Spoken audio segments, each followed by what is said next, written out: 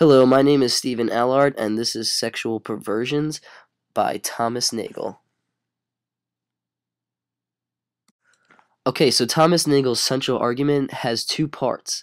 First, he raises the question of what necessarily constitutes a sexual perversion, and he concludes that sexual desire is just psychologically complex.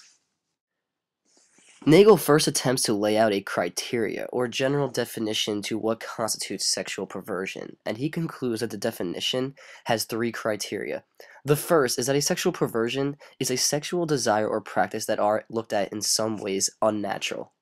The second criteria is that there is always a gray area, in which topics are debatable as to whether or not the sexual desires are perverted. The third criteria for sexual perversion is that it must be an unnatural sexual inclination, rather than merely unnatural practices adopted not from inclinations but other reasons. Sexual desires for Nagel are psychological, they are not physiological, because our sexual desires seem to go beyond what is physiological. One might argue that for a sexual desire to be natural, there must be a connection between sex and reproduction, which is physiological. However, this is problematic. Some humans have miscarriages, abortions, or use contraception, which all deviate from the standard that there is a connection between sex and reproduction, because we don't consider these people to be genuinely perverted. One also cannot reduce sexual perversion to what is socially disapproved, because it seems to be something more than what is socially acceptable. Consider the cases of adultery and fornication, because some societies think that this is perverted while others do not.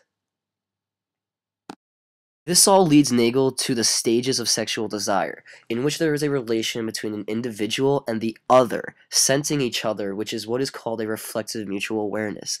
And what results from this relationship is a sense of self-awareness or embodiment. This is where this article becomes very similar to the ideas of existentialism, so it is not surprising that Nagel uses Sartre's framework as the structure of his stages of sexual desire. Therefore, perversions for Nagel is something that deviates from this model, or a failure in reflexive mutual recognition. This leads to another point, which sums up the reflexive awareness, which is that sex is communication. Nagel's argument therefore raises a few questions in my mind. First, is he right to set a standard for what is considered to be normal or acceptable sex?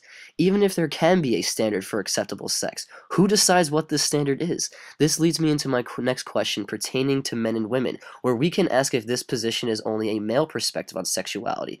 Do men get to decide what the standard of acceptable sex is? These are all questions that I don't think Nagel has the answer for, or will at least admit that this is another debate that needs to be investigated. Overall, I don't agree with Nagel, because I think his argument still needs some working out to do.